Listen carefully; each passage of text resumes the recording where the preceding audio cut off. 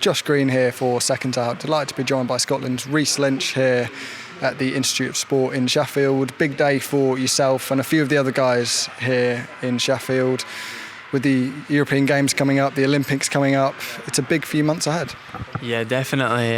Obviously, we're flying out on Monday to the European Games, so we've done all our training now. Really, it's just little sharpening up bits here and there, and the last bits in here, and then we're ready to go. How important are these last few preparation days for you? Obviously, in the ring, there's not a huge amount you're going to be able to do in those few days, but just making sure you're in the right mindset. Yeah, no, I think the kind of tapering bit, the tapering up or down, whatever you want to call it, to the tournament, I think that's a key part, because that's when you start feeling sharp, and you want to feel sharp before you leave, or like before you leave and go to there. You don't want to go there feeling flat. So I think this is a kind of a big part of the before you leave. Yeah. You're obviously the only Scottish representative in this squad. Does that carry a little bit of extra weight for yourself? No, not really. We're going there as Team GB, so it's just one big team. But obviously, it'd be good to be the last boxer to go was Josh Taylor, so it'd be good to be the second boxer to go in 30 years or something like that. That'd be good. We'll get on to Josh in a minute, but I'd like to know a little bit more about your story first. Where did boxing all start for yourself?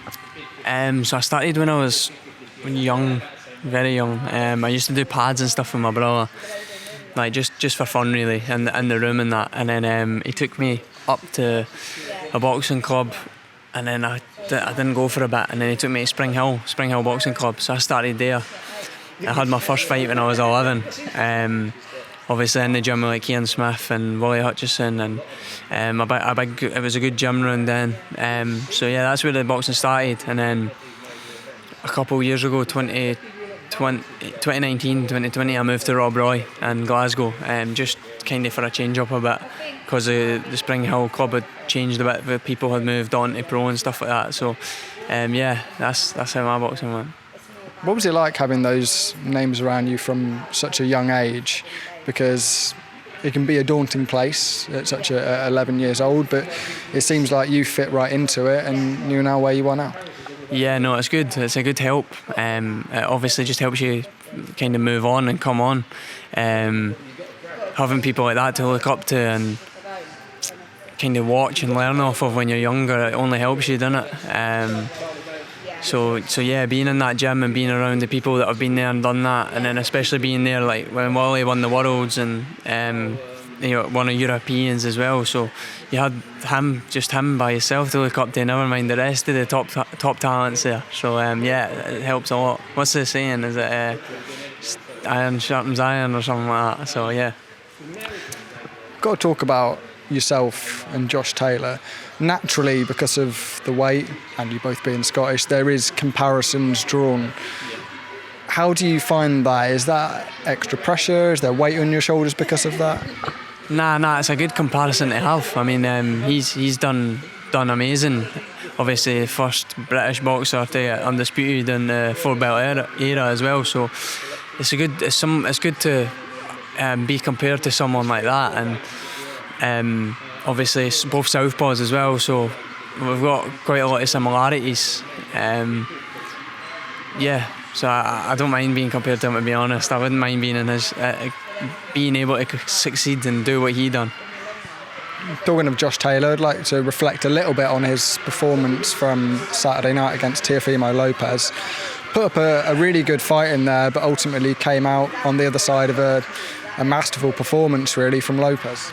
Yeah, I've not watched too much of it because we were in Italy, so we were just leaving. So I had to go to bed, so I couldn't stay up and watch it. But I seen the highlights. I thought he done well for the first few rounds, and then Teofimo kind of managed to counter him a bit.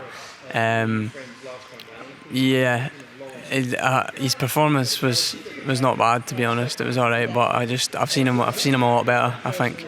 I don't know if it's to do with his weight or something like that. Just when he was like Postal and Ramirez and stuff like that, he boxed. He was amazing, like brilliant to watch. He strung his punches together and combinations and stuff like that. And I just feel like he was throwing a lot of single shots as well, the single hooks and stuff like that. But I don't know if it's a weight or what, or if it's just, do you know what I mean? But obviously I think he'll be right back. I think he'll be back in about it anyway. I think, I don't know if he moves up to 147 or something like that as well. It'll be good to see what he does and how he does, and I think he's always going to be a contender because he's that good. Do you know what I mean? Just from watching Josh, whether it's in person or just on the telly, can you learn so much from watching him, because he's such a clean boxer at his best, isn't he? Yeah, definitely. He's really talented. He's good to watch, to pick up things. Obviously, like that shot against Ramirez, both of the shots actually against Ramirez when he dropped him for the Undisputed, you can learn stuff just off the aim itself. Obviously, the first shot he caught him. You can learn a bit off that, and then the second shot when he's quite rough and ready as well. Josh, he'll get stuck in about it, so he's good to learn some gritty stuff as well. He'll get fired if he needs to. He'll do what he has to do to win, really. So yeah, it's good to learn off. We've got to talk about Andy Cruz as well, who's obviously recently turned over. Have you had any experience in the ring with him, whether it was any sparring or any fights?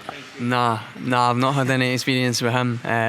Obviously, when I got bronze at the Worlds, I boxed Turkey, and if I beat him, I would have boxed Andy Cruz in the final. So, and I was looking forward to that. I was hoping I could get there, because I just love to be in the ring with him, and I reckon you could pick up stuff for him as well. And then if you beat him, it'd be even better. Do you know what I mean? But he's just that talented that there's got to be loads of stuff that you can pick up off him. The boxing world is rightly hot on Andy Cruz. How much do you think he can achieve in the professional game, because he's been so successful in the amateur game?